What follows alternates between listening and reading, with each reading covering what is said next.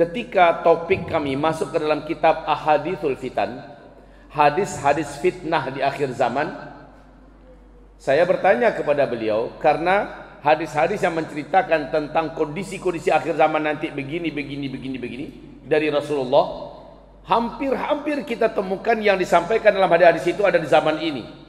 Maka kita beranikan diri bertanya pada Syekh, ya Syekh, hadhil ahadith, hadithul fitan fi hadzal kitab min hadzal bab ka'annaha waqi'ah fi zamanina hadha.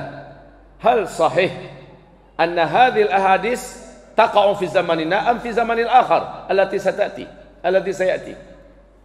Artinya adalah Syekh, hadis-hadis yang sekarang kita bedah, ada hadis dari kitab Al-Fitan ini sepertinya banyak kejadian di zaman kita.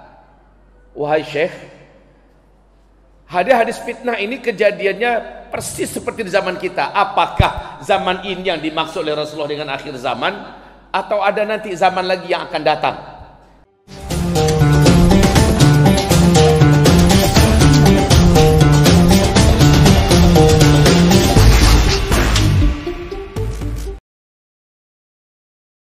Bismillahirrahmanirrahim.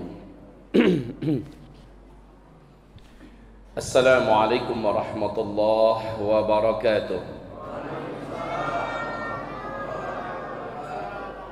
Alhamdulillah wassalatu wassalamu ala Rasulillah sallallahu alaihi wasallam, la haula wala quwwata illa billah. Allahumma la sahla illa ma ja'altahu sahla wa anta taj'alul hazana idza syi'ta sahla. Rabbana shrah lana sudurana wa yassir lana umurana wahlul 'uqdatam min lisanina yafqahu qawlana. Allahumma arinal haqqa haqqan warzuqna ittiba'ah wa arinal batila batilan warzuqna ijtinabah. Amin. Ibarallah, isma'u qawlahu subhanahu wa ta'ala, ya ayyuhalladzina amanu taqullaha wa qulu qawlan sadida yuslih lakum a'malakum wa yaghfir lakum dhunubakum wa man yuti'illaha wa rasulahu faqad faza fawzan 'azima. Allahumma arhamna bil Qur'ani wa sadaqallahul 'azim. Wa qala an-nabiy sallallahu alaihi wasallam, fa inna asdaqal hadits kitabullah wa khairal hadi hadi Muhammad sallallahu alaihi wasallam wa syarrul umuri muhdatsatuha wa kullu muhdatsatin bid'ah wa kullu bid'atin dhalalah wa kullu dhalalatin finnar. Amma ba'du, ma'asyiral muslimin wal muslimat, segala pujian dan syukur hanyalah untuk Allah Rabb yang kita sembah, tidak ada ilah baginya. Salawat dan salam kita untuk Habibillah Muhammad Rasulullah sallallahu alaihi wasallam. Tema yang dimintakan kepada kita untuk disampaikan di malam hari ini, terus terang saya katakan tema yang berat. Kedengarannya mudah, yaitu persiapan pemuda di akhir zaman. Saya katakan ini bukan tema yang gampang, karena ketika meminta sesuatu berkaitan dengan pemuda di akhir zaman, maka apalagi persiapan ya, maka jawabannya sangat tidak mungkin untuk disampaikan secara terbuka seperti ini. Tetapi saya akan menjawab secara umum saja dulu. Semoga yang lain bermanfaat, karena yang mendengar bukan anak muda semua. Banyak juga yang bapak-bapak, banyak juga yang mak-mak, ya. Jadi jika demikian adanya, maka saya akan mencoba mengambil jalur pertengahan di mana mak-mak, bapak-bapak pun bisa melakukan persiapan, sebagaimana anak-anak remaja dan anak-anak muda juga dapat mengambil pedoman dari apa-apa yang akan kita sampaikan berikut ini. Baik, kita langsung to the point saja. Persiapan yang akan harus dipersiapkan oleh anak muda, pemuda khususnya, dan kita semua orang-orang yang sudah di atas umur 40 tahun adalah berikut ini. Satu, oh ya, sebentar Bapak Ibu, ini saya menyampaikan tentang akhir zaman. Semua ada dengar kajian akhir zaman belum nih? Hah? Yang udah ya udah, yang belum pasti belum. Selintas saya katakan, saya ingatkan bahwa saya pernah bermulazamah dengan seorang syekh ahli hadis dunia bernama Syekh Musa'id bin Bashir Ali Al-Husaini Al-Sudani dari Sudan pada tahun 2012. Saat itu usia beliau baru 64 tahun. Beliau adalah satu di antara ulama ahli hadis terkenal. 40 ulama ahli hadis yang paling terkenal di dunia, salah satunya adalah beliau. Kami menamatkan kitab Fathul Bari, syarah Sahih Imam Al-Bukhari bersama beliau dari A sampai Z. Mulai dari subuh sampai jam 10 malam. Istirahat kami hanya salat dan makan. Kalau bahasa orang Padang, Pak, sampai baraso iku.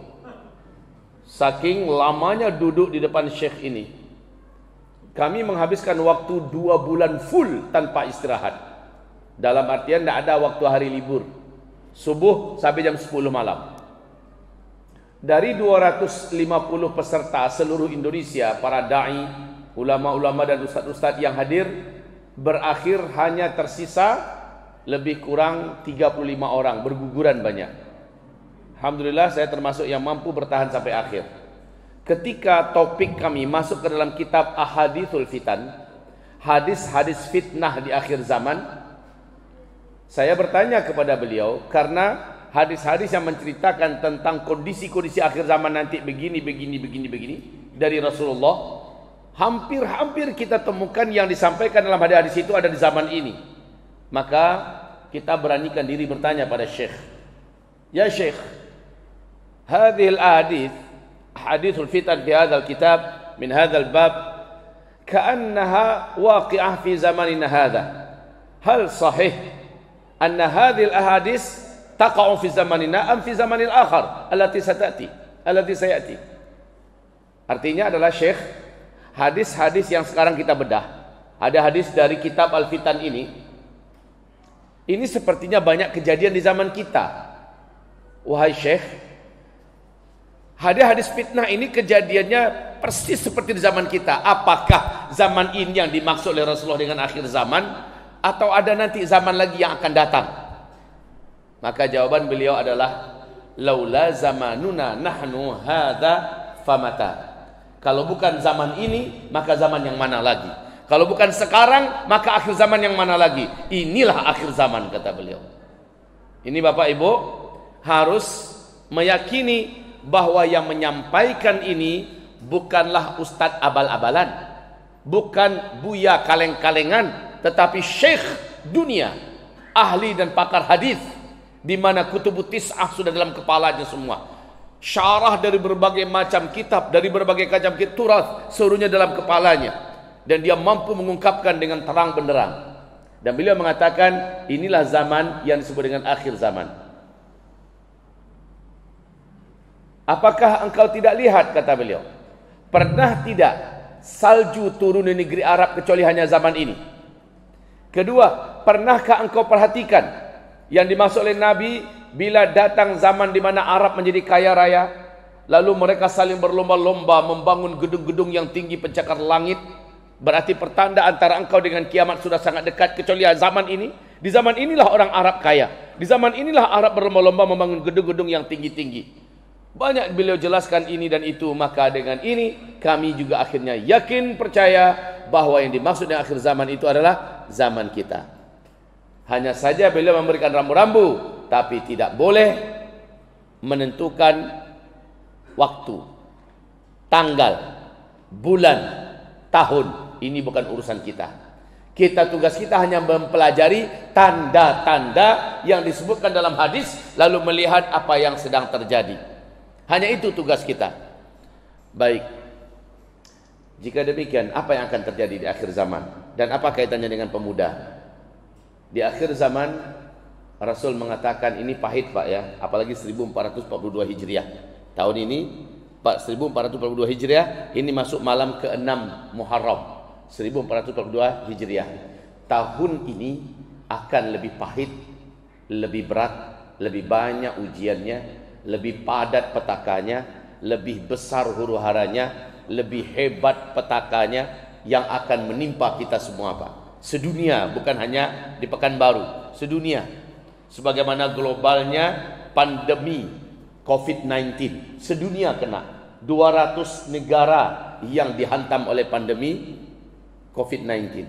Maka petaka-petaka besar di 1442 Hijriah ini akan lebih besar, lebih banyak, lebih berat. Ustaz, dari mana Ustaz mengambil kata-kata itu? Pedoman Ustaz dari mana? Jawaban saya sederhana saja. Wahai Bapak Ibu, tolong dijawab. Jawab nanti serentak. Menurut Bapak Ibu semua, secara ekonomi, secara keuangan, secara finansial, hitungan global, mana yang lebih berat? Perekonomian sekarang atau 10-20 tahun yang lalu, mana yang lebih berat Bapak Ibu? Sekarang. Sepakat ya? Sepakat? Yang kedua, coba jawab.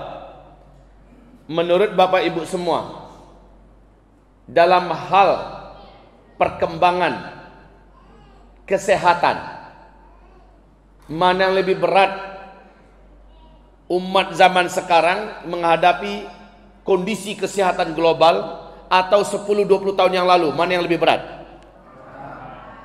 Gara-gara kondisi yang lebih berat ini, Bapak Ibu semuanya dipaksa atau terpaksa pakai masker. Sampai ada lockdown di mana-mana, PSBB di mana-mana. Berbagai negara akhirnya tumbang. Tidak terkira nyawa yang sudah melayang meregang. Dan ini belum apa-apa. Kalau saya mengatakan ini belum apa-apa. Oke, kita sepakat sekarang lebih berat ya. Yang ketiga, tolong dijawab. Mana lebih berat?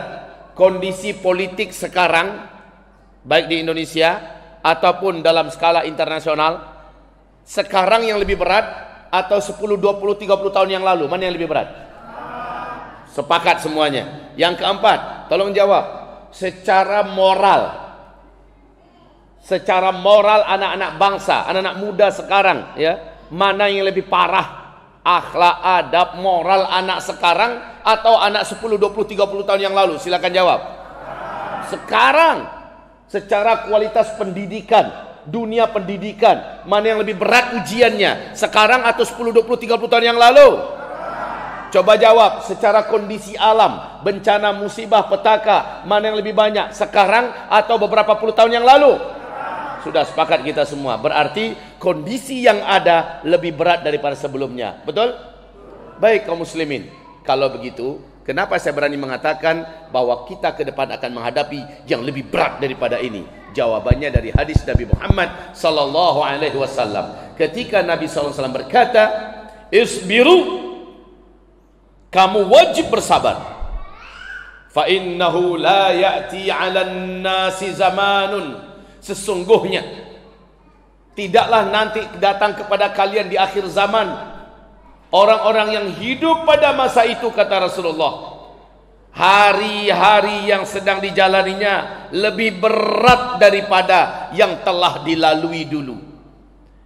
Dan hari-hari yang nanti akan dihadapinya, yang akan disongsong di jelangnya, akan lebih berat dari hari-hari yang sedang dia jalani saat itu. Sampai kapan itu? Hatta talqaw rabbakum.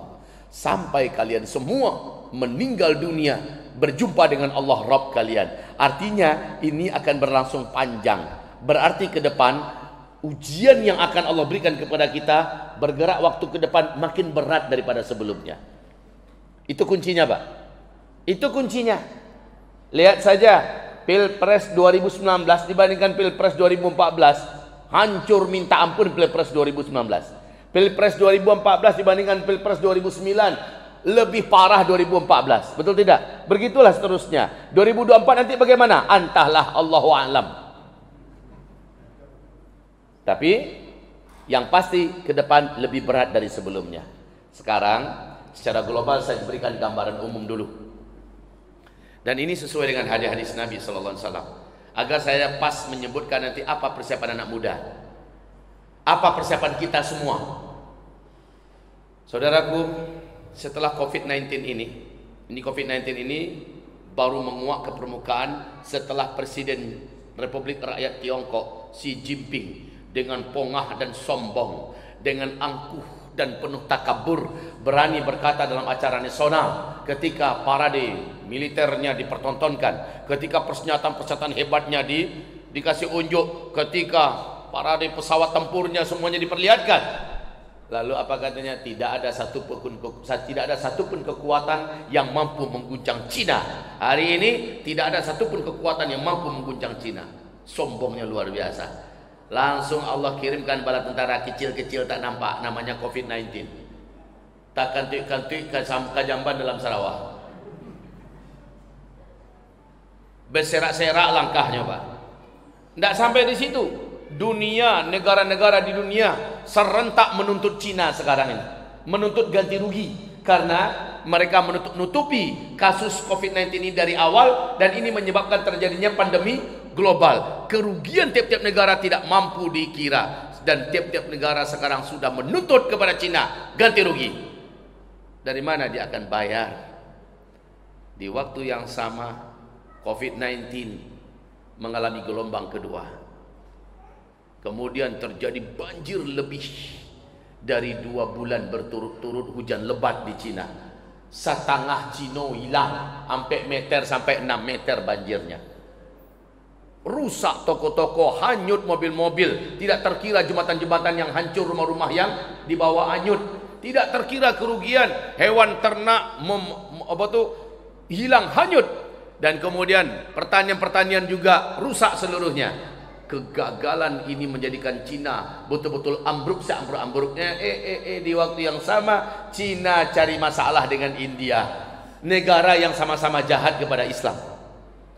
India bulan Februari baru saja mengumumkan mengeloloskan undang-undang tersebut mengharamkan orang Islam untuk menjadi warga negara India di negeri India, harus keluar cepat, tidak berhak menjadi warga negara India.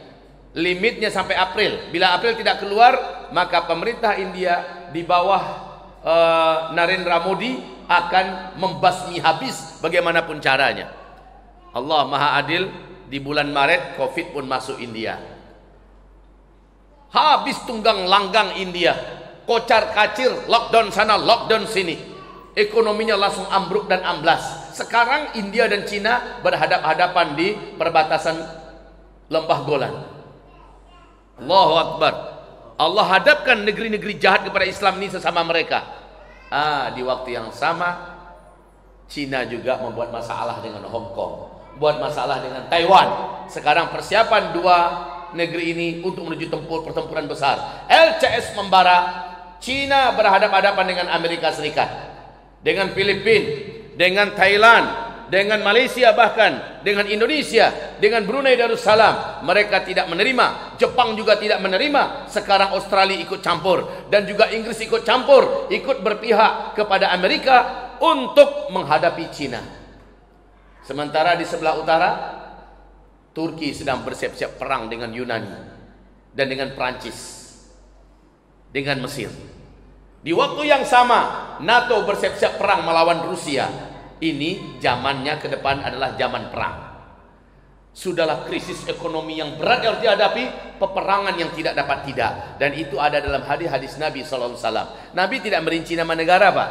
Nabi tidak merinci kejadiannya apa, lika-liku kejadiannya apa. Nabi hanya mengatakan pada masa itu sangat banyak terjadi pertumpahan darah, sangat banyak terjadi pembantaian, sangat banyak terjadi pembunuhan dan peperangan. Pada masa itu kelaparan merata di mana-mana. Pada masa itu kata Rasulullah, uang kertas menjadi tidak ada nilai dan harganya, dan saat itu kalian kembali menggunakan emas. Sekarang emas coba lihat harganya melejit. 3 tahun yang lalu saya sudah peringatkan umat, di mana saya ceramah se-Indonesia. Di YouTube masih ada ceramah-ceramah saya itu. Bahkan di TV One 2018 saya pernah sampaikan bersama dengan Safi Antonio agar kita mulailah menabung dalam bentuk emas. Karena ada isyarat Rasulullah ke situ. Sekarang harga emas sudah selangit, Pak. Oke, apa yang kami sampaikan terjadi, tapi ke depan intinya lebih berat. Kalau begitu, persiapan kami ini apa, Ustaz? Kalau iya bencana-bencana alam sangat besar ke depan yang harus kami hadapi. Kalau iya peperangan di mana-mana terjadi. Apalagi sekarang Bapak tahu, dalam kondisi ekonomi yang begini berat, Menhan, Menteri Pertahanan Republik Indonesia, Prabowo, konsentrasi memperkuat alutsista TNI kita. Ada apa? Ada apa? Saya yakin Bapak Ibu bisa membaca kondisi keadaan LCS, di mana sang pongah dan congkak RRT di bawah Xi Jinping mengklaim bahwa 85% laut Cina Selatan itu adalah milik Cina. Padahal setiap negara hanya punya wilayah teritorialnya dari tepian pantai hanya 12 mil, sementara Cina mengklaim 1.200 mil itu milik dia semua, termasuk laut Natuna kita. Ya, ini tidak diterima oleh Republik Indonesia. Brunei juga menolak, menantang. Malaysia juga demikian. Akhirnya mau tidak mau Indonesia dipaksa oleh keadaan di bawah pimpinan Bapak Prabowo Subianto untuk memperkuat alutsistanya dan meregenerasi ulang, merecovery ulang seluruh peralatan militer yang sudah out of order. Sekarang beli dengan harga yang luar biasa, beli dari Rusia, beli dari Cina, beli dari Amerika, beli. Persiapan menuju penguatan Indonesia, karena memang tidak bisa tidak. Prabowo sudah membaca ke depan, sepertinya sulit untuk bisa mengelak dari harus mempersiapkan perlindungan yang total. Bisa jadi dunia akan menghadapi perang dunia ketiga. Dan apa persiapan Indonesia? Apa persiapan Indonesia? Baik, kaum muslimin, Arab Saudi, bagaimana kondisi Arab Saudi hari ini? Allahumma salli ala sayyidina Muhammad. Arab Saudi, bagaimana kondisi Arab Saudi? Sampai hari ini Masjidil Haram, Masjid Nabawi masih sepi, betul tidak? Sampai hari ini merintih, menangis kita melihat kondisi Arab Saudi. Haji kemarin itu haji cak-cakan itu. Hanya 10.000 orang yang bisa berangkat haji sedunia. Itu sudah sama dengan artinya terhalang melaksanakan ibadah haji dan umrah. Dan inilah tahun-tahun yang dimaksud oleh Nabi SAW. Nanti di akhir zaman akan ada tahun-tahun di mana umatku terhalang melaksanakan ibadah haji dan umrah. Dan itu kejadian sekarang. Pada masa itu kata Rasulullah, kalian akan kembali mengikuti orang-orang sebelum kalian. Sejengkal demi sejengkal, sehasta demi sehasta. Walaupun kalian melihat mereka memasuki lubang biawak, kalian ikut-ikutan memasuki lubang biawak. Itu artinya apa? Umat Islam penguasa Mekah Madinah itu nanti akan mengikuti budaya Yahudi dan Nasrani, sebodoh-bodohnya mengikuti. Walaupun udah gak masuk akal, kalian akan tetap ikut. Sekarang betul Pak, di zaman MBS anak muda bocor lebih kok. Di zaman MBS ini semua yang dulu dilarang sekarang dia buka. Wanita dengan laki-laki sudah boleh saling bersaing di pasaran. Sudah boleh ada di kasir-kasir, menjaga hotel, menjaga toko, sudah boleh bawa mobil sendiri, sudah boleh jadi sopir. Sekarang bioskop-bioskop 200-an bioskop lebih dibuka di kota-kota besar, bioskop-bioskop mewah dan canggih. Sekarang acara sepak bola, pertandingan segala macamnya sudah boleh wanita laki-laki tumpah ruah. Hotel-hotel sudah boleh dimasuki laki-laki wanita tanpa harus pakai surat nikah. Silakan.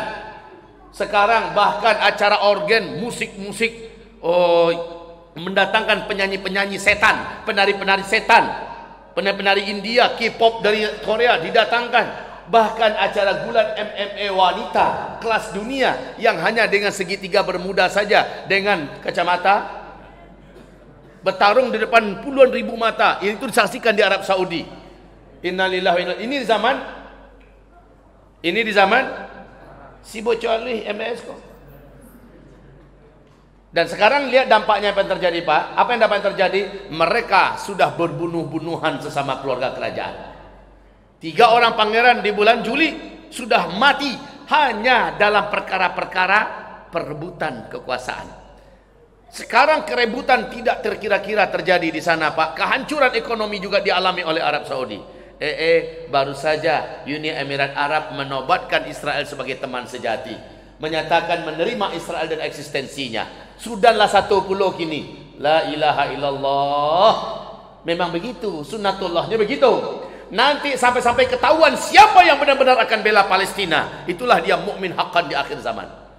Baik, semuanya ini digambarkan. Ke depan kondisi kita memang sangat heboh dunia ini. Siapa yang paling banyak berperan di depan? Anak muda. Anak muda. Allah berusia 50 tahun. Anak muda. Anak muda. Apa? 60 Pak? Berapa baru? 55. Nabi Muhammad memulai perang Badar 50 anak muda. Harus diingat itu. Jangan malah ambola tua Ustaz, Ustaz muda-muda salah. Iya. Kaum muslimin, hamba-hamba Allah yang kami muliakan, Sayyidina Hamzah memulai perang Badar usianya berapa? Itu paman kandungnya Rasulullah sallallahu alaihi wasallam. Mungkin seusia siapa kok? Berarti anak muda. Ke depan hamba-hamba Allah yang saya cintai, yang saya muliakan, berat. Yang paling banyak di depan adalah anak muda. Masih ingat fase kelima apa yang terjadi? Lihat ada papan tulis tapi jauh belakang. Coba lihat, majukan ke depan sebentar.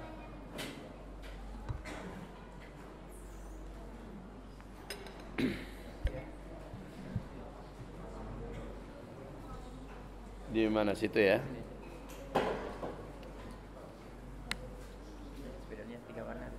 Yap.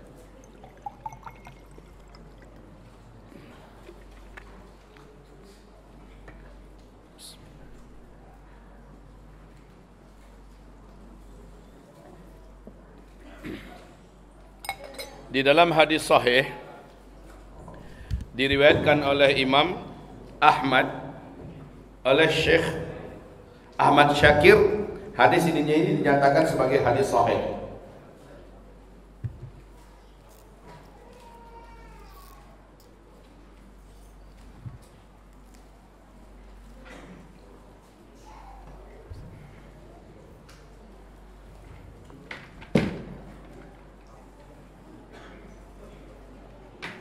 Lihat ini sebentar ya Bapak Ibu. Nabi mengatakan bahwa sejak beliau diutus sampai umat ini akan meninggal serentak, yaitu dalam peristiwa terjadinya tanda besar kiamat yang ketujuh serta umat Islam meninggal sedunia.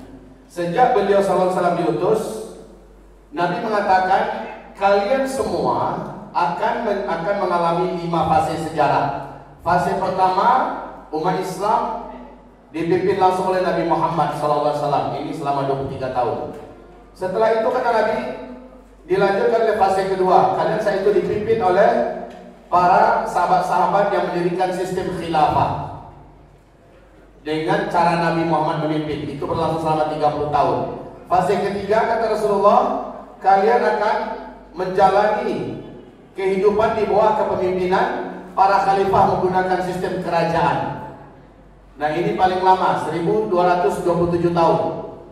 1227 tahun. Fase ketiga ini telah tamat dan berakhir dengan runtuhnya Khilafah Islamiyah Al-Utsmani pada tanggal 3 bulan Maret tahun 1924. Ya, fase ketiga ini berakhir. Kaum muslimin, fase pertama, kedua dan ketiga, Islam memimpin 2/3 dunia. Ini ya, 1, 2 dan 3 ini Islam memimpin 2/3 dunia.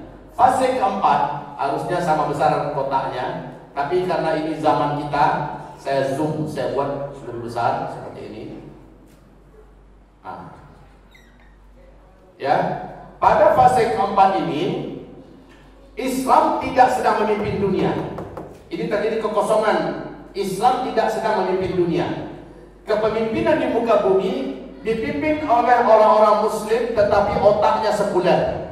Dipimpin oleh orang muslim tetapi akidahnya akidah sekuler. Ideologinya ideologi sekuler, sipilis, dan mereka memimpin dengan tangan besi. Diktator betul. Kepada umat Islam yang beriman mereka sangat jijik, mereka sangat benci, zalim.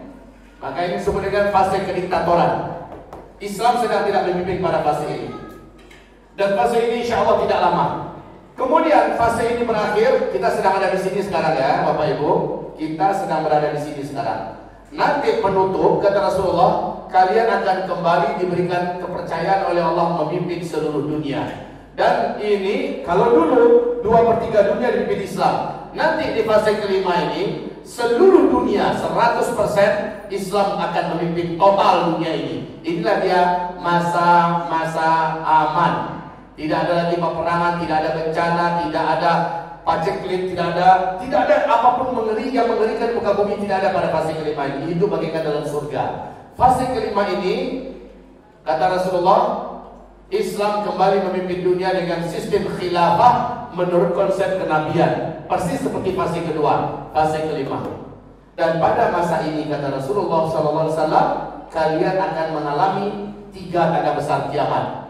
Tanda besar kiamat yang kelima, tanda besar kiamat yang keenam, ya, tanda besar kiamat yang ketujuh. Tanda besar kiamat yang pertama di sini. Tanda besar kiamat yang kedua di sini. Tanda besar kiamat yang ketiga di sini, dan tanda besar kiamat yang keempat sekaligus menjadi penutup fase keempat ini di sini. Paham ya? Saya tidak menjelaskan yang 1, 2, 3, 4, 5, 6, 7. Yang ke-8 sudah tidak ada lagi umat Islam. 9, 10 umat Islam sudah tidak ada. Jadi umat Islam akan habis serentak di sini. Ya, bisa nggak? Saya minta, saya mohon sebentar. Insyaallah niat pengurus yang sangat mulia menjamu kita semua. Saya sepakat itu. Saya pompa biar kita bergairah untuk ikut memeriahkan acara kita ini. Tapi itu kita langsungkan setelah acara selesai. Setuju? Setuju? Karena pecah konsentrasi kita. Atau saya kasih break 10 menit. Kita istirahat sebentar, sama-sama makan-makan kita. Mau lanjut dulu atau break? Kalau lanjut kita tahan dulu sebentar. Ya, tahan dulu sebentar. Salah saya itu satu itu. Kalau sama makan-makan pun apa ragu bata dia aja. Ya, ya kita tahan dulu sebentar. Nanti kita lanjutkan supaya kita bisa lebih khusyuk, lebih fokus. Oke. Nah, kita sedang ada di sini sekarang. Kita kembali ke fase kelima. Kan banyak orang menakut-nakutkan, orang-orang yang memang tidak mengerti informasi yang utuh tentang Islam, menakut-nakutkan bahaya khilafah Islamiyah, bahaya mengancam NKRI, mengancam Pancasila. Oi, yang mengancam Pancasila itu siap. Komunis itu yang ingin menjadikan Pancasila menjadi Ekasila, menjadi Trisila. Pajak itu punya peranan. Sementara umat Islam, wallahi sudah final. Bagi umat Islam, Pancasila sudah final. Undang-Undang Dasar 1945 sudah selesai. Dan ini jangan diotak-atik. Yang menuduh dan memfitnah khilafah Islamiyah adalah ancaman, menandakan dia tidak paham tentang Islam. Dan lagi pula ini ayat, ini Al-Quran. Al-Quran menyebutkan dalam Al-Quran surat An-Nur, surat yang ke-24, ayat yang ke-55, bahwa nanti Islam akan kembali memimpin seluruh dunia dengan sistem khilafah. Al-Quran yang menyebutkan. Hadis ini juga menyebutkan demikian. Islam akan memimpin seluruh dunia. Dan kondisi dunia ketika Islam yang memimpin dunia dengan sistem khilafah, dunia bagaikan dalam surga. Pinjaro kosong saudara. Rumah sakit tak laku lagi. Kenapa? Orang diberi Allah kesehatan. Tidak ada bencana alam di mana-mana. Tidak ada kesusahan hidup. Tidak ada penderitaan. Tidak ada perang. Masya Allah. Apakah bukan ini yang kita rindukan bersama? Sementara harta kekayaan melimpah ruah di muka bumi. Tidak ada satupun orang yang mau menerima zakat. Jangankan zakat, dikasih hadiah emas 2 genggam telapak tangan penuh dikasih emas, setiap orang menolak. Kenapa? Dia sudah punya banyak stok emas dalam rumahnya. Saking kayanya orang-orang pada fase ini. Dan ini bukan domin Pak. Hadis-hadis ini sahih. Kalau begitu apa yang ditakutkan dari khilafah Islamiyah? Kamu berubah Pancasila? Tidak. Yang mengatakan Pancasila berubah adalah orang-orang komunis yang sebenarnya ingin memfitnah khilafah Islamiyah. Baik kaum muslimin, kita lanjutkan. Cuma di fase kelima ini kata Rasulullah SAW, jumlah lelaki dibandingkan wanita adalah 1 lelaki berbanding 50 orang wanita. Salah.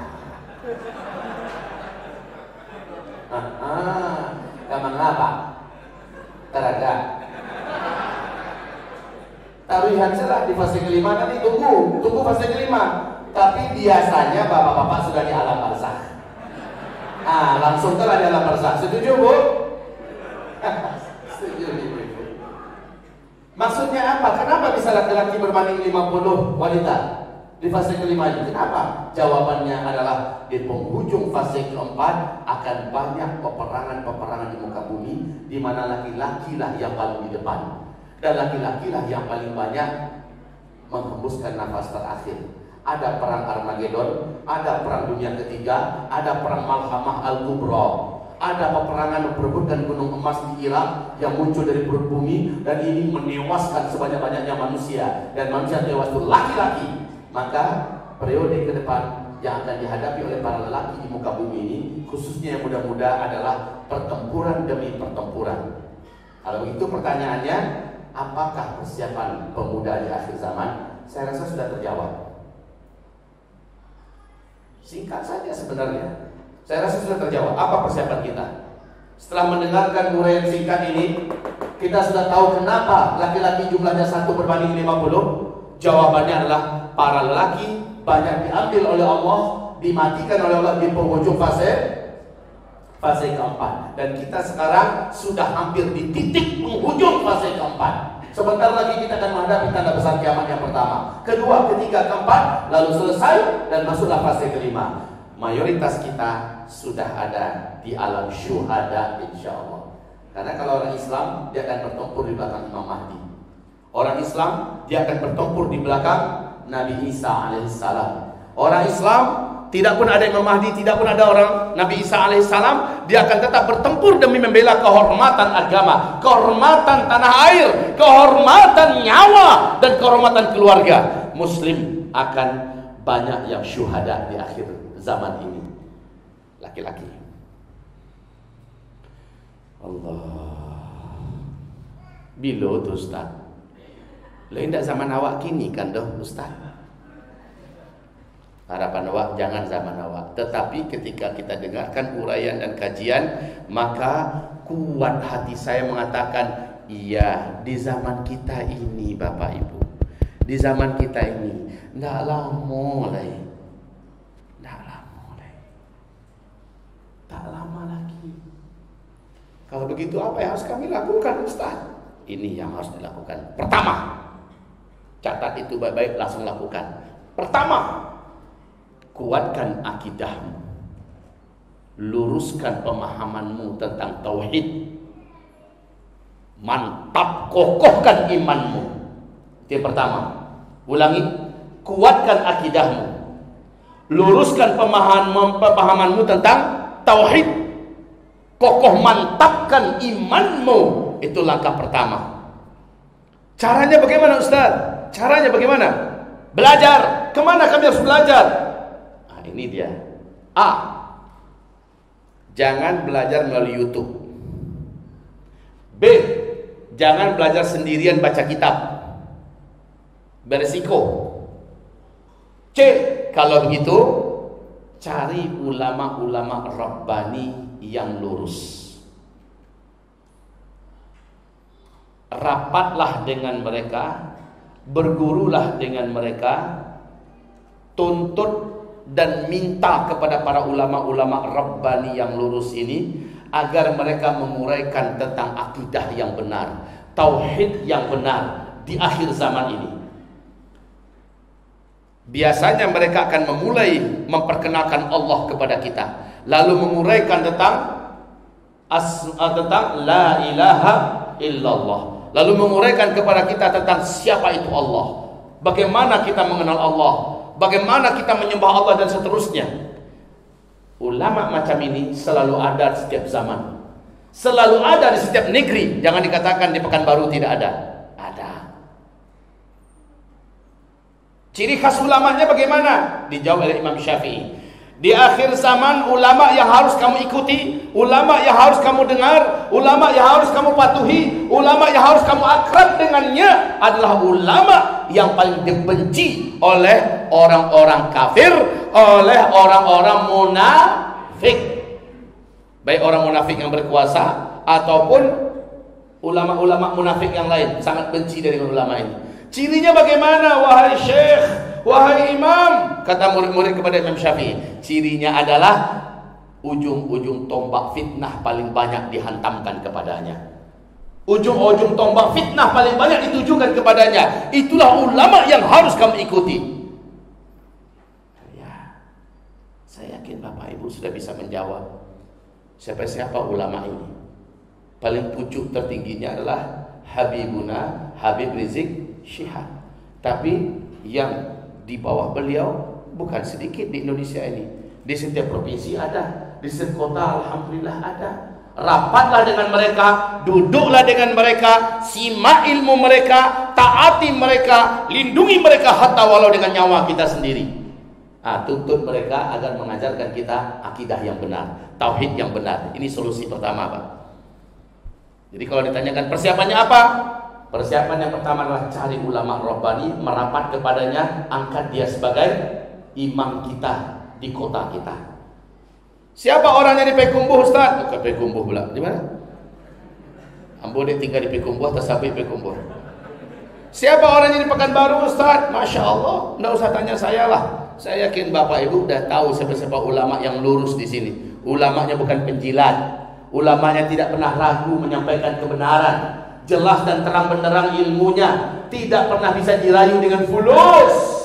Ya, dan tidak gentar menyampaikan kebenaran. Ulama-ulama macam ini senantiasa Allah pelihara, ada selalu. Di setiap provinsi ada, merapatlah kepadanya. Itu. Lalu belajarlah tentang akidah dan tauhid. Ini persiapan yang pertama. Enggak ada persiapan lebih kokoh daripada ini. Setelah belajar akidah dan tauhid, belajar apa lagi? Tafsir ayat-ayat Al-Quran. Belajar tentang hadis-hadis Nabi Muhammad SAW. Baru belajar fikih. Ini lanjutkan keilmuan. Yang kedua, yang mesti dipersiapkan, ini secara merata loh ini Pak, yang mesti dipersiapkan dalam kondisi sekarang, di zaman sekarang adalah berlomba-lombalah memperbanyak amalan-amalan sunnat setelah kita disiplin dengan amalan wajib.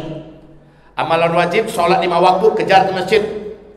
Tidak ada tawar-menawar dalam salah sholat berjamaah di masjid kecuali musafir. Sholat ke masjid, dan pastikan di masjid azan orang, awaklah di masjid. Kita sempat tahiyatul masjid, kita sempat sholat qabliyah, ya, dan kita sempat berdoa di antara azan dan qomat. Lalu kita berjamaah, kita dapatkan takbiratul ihram bersama imam, Allahu Akbar, kita langsung Allahu Akbar. Nggak ada cinta masbuk. Setelah imam assalamualaikum berzikir, setelah zikir salat sunat ba'diyah, rawatib ba'diyah. Setelah itu berdoa. Pastikan 5 waktu yang wajib-wajib. Setelah yang wajib-wajib, cintailah amalan-amalan sunnah. Ternyata amalan-amalan sunnah yang rutin dikerjakan, ini paket kedua, persiapan paket kedua, perbanyaklah mengerjakan amalan sunnah, khususnya amalan sunat salat. Baru amalan sunat puasa, amalan sunat baca Quran, zikir, sedekah. Setiap selesai beramal, paket ketiga, kuatlah berdoa. Nyinyilah berdoa kepada Allah. Ya Allah, ya Allah, ya Allah, ya Allah. Setiap kali selesai beramal, Pak, selesai duha berdoa, selesai tahajud berdoa, selesai tahiyatul masjid berdoa, selesai sholat sunat wudu berdoa, selesai sunat hajat berdoa, selesai puasa sunat kita berbuka berdoa, selesai bersedekah berdoa, selesai kita zikir pagi petang berdoa, selesai baca Quran berdoa. Perbanyaklah berdoa sekarang. Ini yang ketiga ya, perbanyak berdoa. Persiapan ketiga. Ya Allah, bila tiba hari itu kuatkan hamba. Ya Allah, bila tiba hari itu beranikan hamba. Jangan hamba jadi pengecut, jangan hamba jadi pecundang, jangan hamba menjadi orang yang bersembunyi dan lari, jangan hamba menjadi orang-orang yang hina di matamu. Jadikan hamba orang yang kokoh dan tegar. Ya Allah, jadikan hamba salah seorang tentara di antara tentara-tentaramu di muka bumi, dari Republik Indonesia ini ya Allah. Begitu, minta pada Allah dengan doa. Terus apa yang terjadi ketika zaman-zaman sulit itu terjadi? Kita termasuk yang diberi oleh Allah ketenangan hati, Pak. Tenang hati kita. Ketika orang-orang galau, kacau, panik, putus asa, kita dibuat oleh Allah stabil. Kita tenang karena kita telah mempersiapkan diri sebelumnya, dan kita dibimbing oleh ulama yang kita telah rapat dengan ulama itu dari sebelumnya. Ini kepada anak-anak muda, Ustaz ingatkan kalian semua, dari sekarang merapat dengan ulama rabbani, ulama yang lurus dari sekarang. Pastikan yang mana ulamanya. Bukan ulama penjilat, bukan ulama pencari duit, bukan ulama yang takut menyampaikan kebenaran, bukan ulama yang bisa disogok dengan uang, bukan ulama yang memutarbalikkan ayat demi kepentingan golongan, kelompok, partai. Tapi ulama yang berani menyampaikan al-haq adalah hak, yang batil adalah batil, dan dari lidahnya berapi-api semangat kita menjadi meledak-ledak, dan dia adalah ulama yang bisa menjadi teladan dan panutan. mesti selalu ada merapat dengannya cepat sehingga kita terbimbing terus. Jangan sendiri-sendiri. Ambo yo kalau Imam Mahdi keluar baru bicara yo. Kalau Imam Mahdi lah biarlah musurang semua dego kini. Abi lawang. Sendirian di akhir zaman ini disosoh dari setan, Pak. Setan orang itu setan jihad. Jangan sendiri sekarang. Itu yang ketiga. Persiapan yang keempat. Setelah ilmu, amal, apa tadi? Doa. Apalagi yang keempat? Persiapan keempat. Jadikan fisikmu, wahai generasi akhir zaman, adalah fisik yang tidak mudah lelah. Iko kena angin seketek masuk angin. Kena hujan seketek influenza, damam. Bisu seketek tak bisa kamu saji lagi. Banyak saji, kane panau. Apa lo buang dia kane panau aku saji?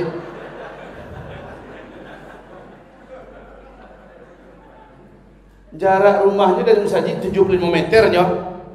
Abang undal tu. Kenapa nak jalan? Astagfirullah. Jalanlah. Kalau jarak dari sini ke kantor, ke tempat kerja hanya kira-kira 200-300 meter, jalanlah. Kalau perlu maraton, niatkan ini persiapanku. Rajinlah sit up, rajinlah push up. Kalau ada tempat berenang, rutin kalau ada jadwal berenang. Pantaskan tubuh ini. Buat tubuh ini tidak mempan oleh hujan. Tidak akan kenapa kena panas. Karena angin langsung mimisan. Karena angin mimisan. Lama bana tuh badan. Apalagi sempat kena gertak oleh orang yang badannya bertatuan. Buang lagi langsung terjampak ya. Tidak, anak muda, jangan seperti itu fisikmu. Pastikan fisikmu dapat diandalkan. Pastikan fisikmu dapat diandalkan. Kalau saya belum hebat bela diri bagaimana? Tidak apa-apa. Bela diri itu kita dengan cepat belajar insya Allah. Yang penting fisik ini sehat dulu. Janganlah bersetoplah merokok tu lah. Caliaklah batuk sajalah buruk. Yang menang orang kafir, yang diuntungkan musuh-musuh Allah, yang rugi awak, dado rusak, pitih tabuak, saku tabuak muka semua. Sementara habis esok juga baru disuruh lari 100 meter larinya. Apa yang terjadi Pak? Pucet. Sampai di sini koma. Tidak pantas.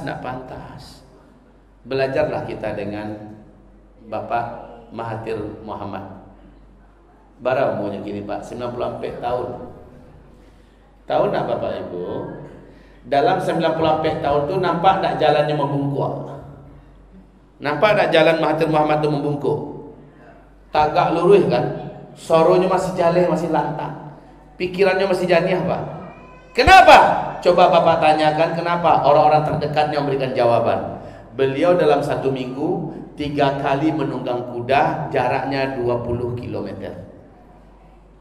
Dalam 1 minggu 3 kali berkuda. Tahu tak Bapak Ibu? Berkuda itu tidak pernah orang berkuda itu yang menengkung gayanya. Tidak pernah. Seluruh orang berkuda itu gayanya gagah. Harus seperti itu. Dada di depan, paling harus mau kapi, paci kudu. Kan seperti itu orang berkuda. Bandingkan dengan orang bawa undang. Bantu udang.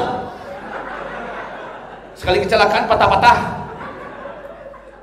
Beda dengan orang yang berkuda gagah. Masya Allah. Kaum muslimin yang kami muliakan, 10 menit di atas kuda sama dengan lari 1 jam non-stop. Itu perbandingannya. 10 menit di atas kuda, palu hayi keluar, basah badan itu langsung. Kaum muslimin yang kami muliakan, Mahathir Muhammad Agim di usia 56 tahun dengan saya endurance kami di mana nama daerahnya? Di WDO Okura. Agim Abu Jibril yang usianya sudah lebih 60 tahun. Kami berkuda bareng Pak. Beliau sudah tua-tua. Apa kata beliau? Saya tidak akan mau tinggalkan ini. Begitu. Itu baru anak muda. Ikut Pak Kecik tadi disuruh push up 10 kali, taluknya sudah tu sakit seminggu. Sakit ya, push up sudah tu damam seminggu. Di rumah sakit coronanya. Gara-gara push up. Wahai hamba-hamba Allah, pantaskan fisik. Nah itu nggak harus pergi ke tempat fitness, tidak harus. Itu menggunakan PT itu Pak. Buat yang sederhana sajalah. Setelah itu di tempat fitness banyak orang gay, banyak orang homo di situ, banyak orang lesbian di situ, ada musik-musik setan lo di situ. Nggak usah ke situ lagi. Ya, sudahlah. Jadikan lokasi lingkungan kita itu bisa menjadi tempat kita berlatih. Nggak usah pula kita harus belajar ini. Nanti pas waktunya nanti gampang cepat belajarnya insya Allah Taala. Lah, yang lain-lain itu nanti. Yang penting fisiknya harus sehat, harus tegak, harus jalannya cepat. Itu aja dulu. Ibarat Allah yang kami muliakan. Kemudian yang keberapa lagi? Yang kelima atau keenam? Terserah mau kelima mau keenam.